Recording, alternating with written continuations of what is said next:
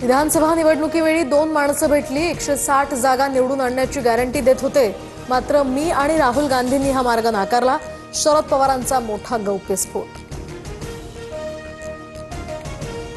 तर राहुल गांधींसारख्या कपोल कल्पित कहाण्या आता शरद पवार सुद्धा सांगू लागले. त्यांच्यावर राहुल गांधींच्या भेटीचा परिणाम, शरद पवारांच्या दाव्यावर मुख्यमंत्र्यांची टीका. शरद पवारांच्या दाव्यात तथ्य असेल, निवडणूक आयोगावर टीका केली की भाजपला झोंबतं, आदित्य ठाकरेंची टीका. राहुल गांधींनी निवडणूक आयोगावर आक्षेप घेतला असताना भाजप आणि मुख्यमंत्र्यांनी उत्तर देण्यास पुढे येण्याचं कारण काय? राहुल गांधींच्या प्रश्नांना आयोगाकडून उत्तर हवं आहे, शरद पवारांची प्रतिक्रिया. संसदेतील शपथ सुप्रीम कोर्टात चालेल का? आयोगानं मागितलेल्या शपथपत्रावरून फडणवीसांचा राहुल गांधींना सवाल. खोटं बोलायचं आणि पळून जायचं, फडणवीसांकडून राहुल गांधींचा पळपुटे असा उल्लेख.